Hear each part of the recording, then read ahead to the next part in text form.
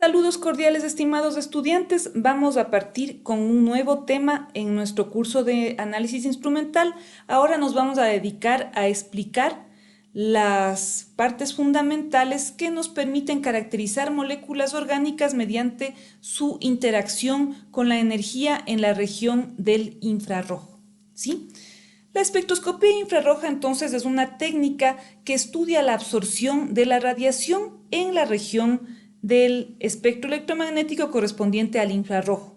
Como nosotros sabemos, esta absorción se va a dar en diferentes intensidades y las intensidades deben caracterizarse por ciertos parámetros, que pueden ser la longitud de onda, que en esta región del espectro se mide en micrones, ¿sí? Porque es más grande que la del ultravioleta visible, es una longitud de onda mayor, y más fácilmente se puede expresar como número de onda, ¿sí? La ventaja de expresar la intensidad de la absorción como número de onda es que el número de onda es proporcional a la energía.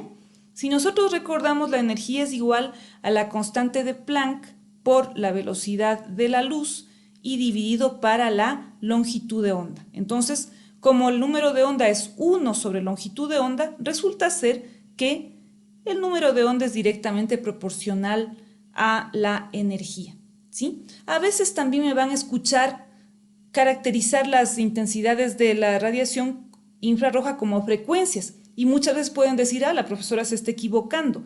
No es tan así. A pesar de que técnicamente no es correcto, el número de onda también puede ser asociado a la frecuencia, dado que si el número de onda es inversamente proporcional a la longitud de onda, asimismo en esta expresión que estamos viendo, deducida de la relación de la velocidad de la luz, la frecuencia es inversamente proporcional a la longitud de onda. Por consiguiente, es válido relacionar estos dos parámetros.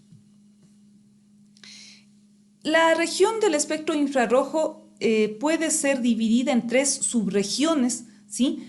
En la cual vamos a llamar el infrarrojo cercano, una región que va de 12.500 a 4.000 centímetros a la menos 1, el infrarrojo medio de 4.000 a 200 centímetros a la menos 1 y el infrarrojo lejano de 670 a 50 centímetros a la menos 1. Cada una de estas regiones tiene utilidades particulares, ¿sí? Nosotros nos vamos a enfocar en la región más utilizada, que es la que corresponde al infrarrojo medio de 4.000 a 670 centímetros a la menos 1, porque en esta región absorben la mayoría, si no todas, las moléculas orgánicas. En cambio, en la región del infrarrojo cercano, por ejemplo, sirve para caracterizar materiales. Muchos de ustedes van a estar interesados después, por ejemplo, en nanotecnología, y van a ver que esta región se utiliza mucho para estas aplicaciones. Pero el infrarrojo medio es muy versátil y nos permite obtener imágenes gráficos que son como las huellas digitales de los compuestos orgánicos. Ya vamos a ver cómo sucede este fenómeno,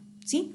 Entonces nosotros sabemos que en esta región del infrarrojo medio los fotones tienen energías bajas. Estas energías van de 1 a 15 kilocalorías por mol. Por consiguiente, estas energías tan bajas no van a poder generar saltos de niveles de energía basales a energías superiores, es decir, no generan transiciones electrónicas.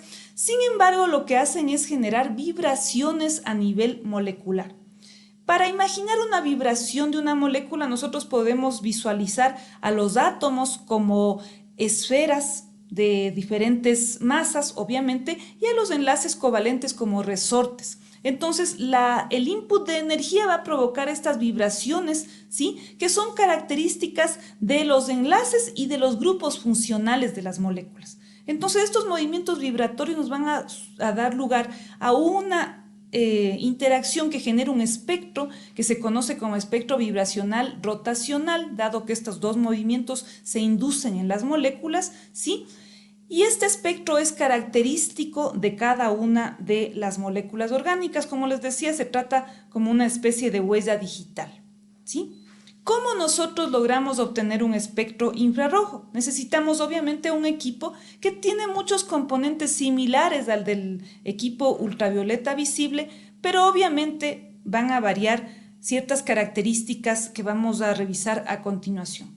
Por ejemplo, la fuente de energía obviamente tiene que generar energía en la región del infrarrojo, ¿no es cierto? La fuente de energía va a pasar a un divisor de luz. En este caso, todos los equipos de infrarrojo son AA, porque van a dividir la mitad de la radiación, va a una celda de referencia y la otra a una celda que contiene la muestra, ¿sí? Luego tenemos otros componentes como atenuadores y peines, ¿no es cierto? Luego se combinan nuevamente estos dos haces de luz y por interferencia destructiva van a pasar a un sistema de detectores y amplificadores hasta que se obtiene este gráfico en el cual cada una de estas bandas caracteriza a grupos funcionales de moléculas. Vamos a ver explicaciones más detalladas, ¿sí? La fuente de radiación, nosotros sabemos, no es del tipo de la espectroscopía ultravioleta visible, sino más bien son filamentos incandescentes que generan la temperatura que se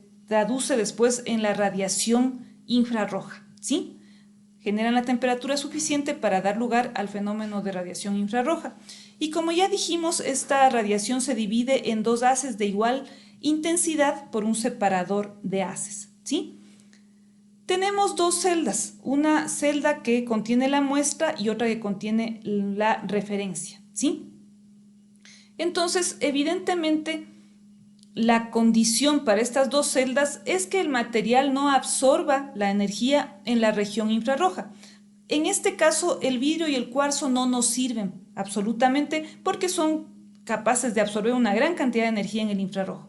Aquí los materiales que nos sirven son sales halógenas como el cloruro de sodio, bromuro de potasio, bromuro de sodio y cloruro de potasio, ¿sí? Todas estas sales son capaces, en cambio, de dejar pasar el 100% de la radiación en el infrarrojo.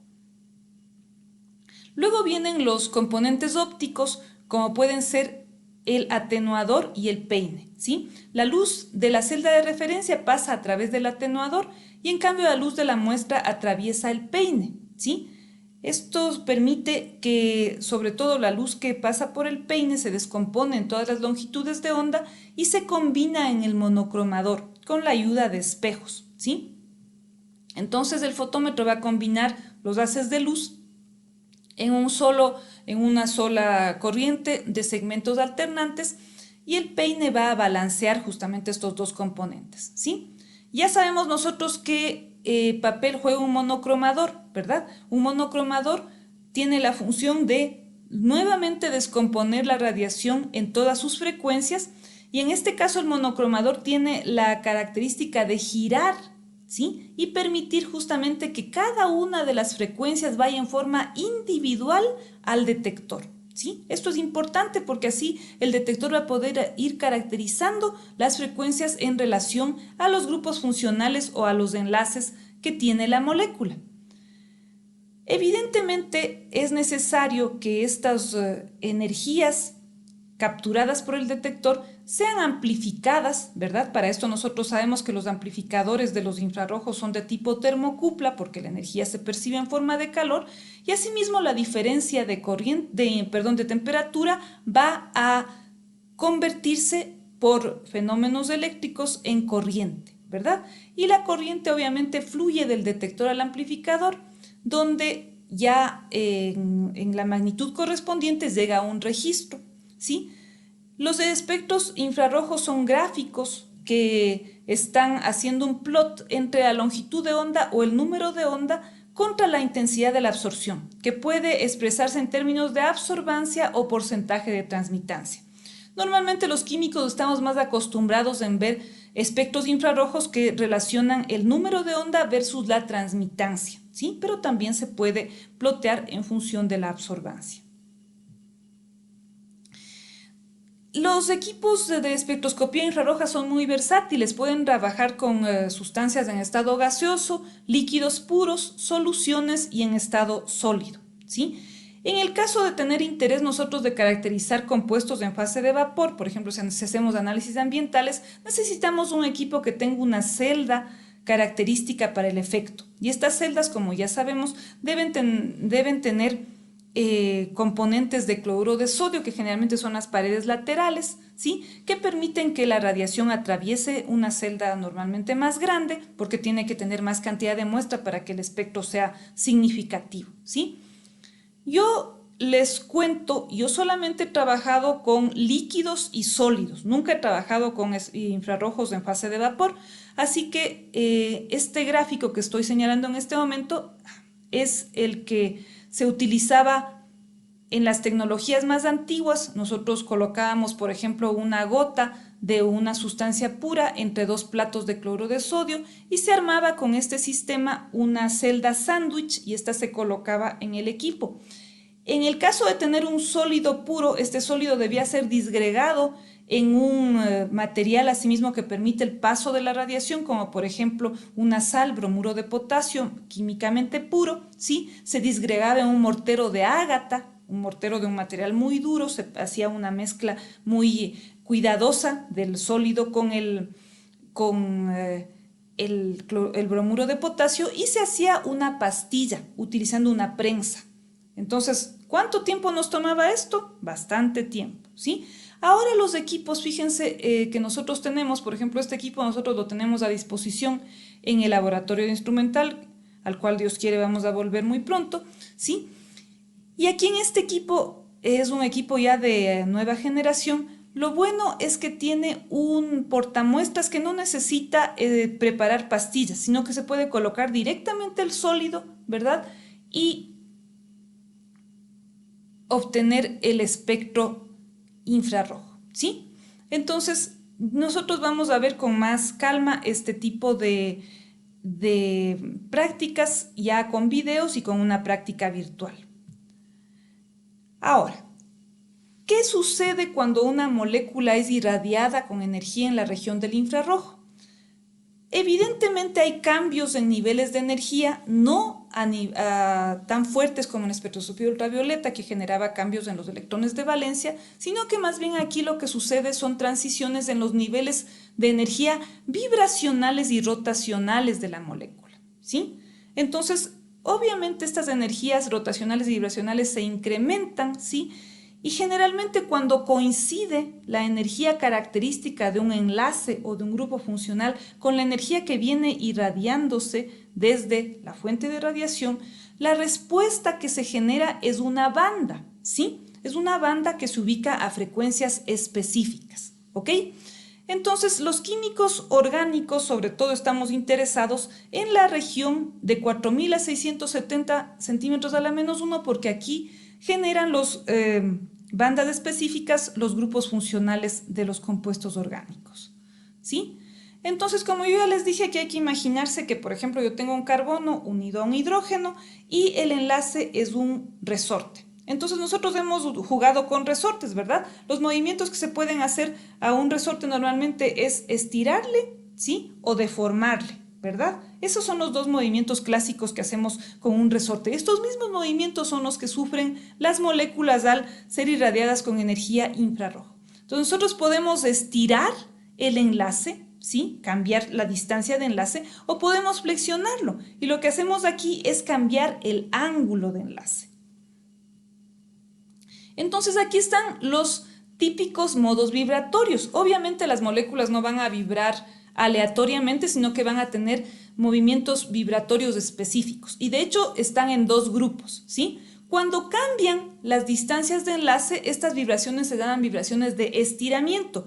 Y vamos a imaginarnos que el átomo central, ¿sí?, va a ser como el centro, valga la redundancia, de este movimiento, y los otros van a generar estiramientos específicos. Puede ser, por ejemplo, que los estiramientos sean simétricos, ¿sí?, de esta manera, ¿ok? O puede ser que un átomo salga primero y el otro después. Entonces, esto es lo que caracteriza los dos tipos de movimientos: simétricos cuando los dos átomos salen en la misma dirección y asimétricos cuando salen en direcciones alternadas, ¿sí? En cambio, las deformaciones corresponden, las vibraciones de deformaciones corresponden a cambios en el ángulo de enlace, los cuales pueden ser en el plano y fuera del plano, ¿sí? Cuando se da en el plano, yo puedo tener vibraciones de tijereteo, ¿sí?, o de balanceo, ¿ok? Pueden ser tijereteo o balanceo. En cambio, si yo tengo fuera del plano, puedo tener aleteos, ¿sí?, o deformaciones de este tipo, ¿ok? Entonces, Con esto nosotros logramos tener este resultado, un espectro con bandas características para cada uno de los grupos funcionales de una molécula. Yo les agradezco mucho su atención y estaremos en contacto para más explicaciones.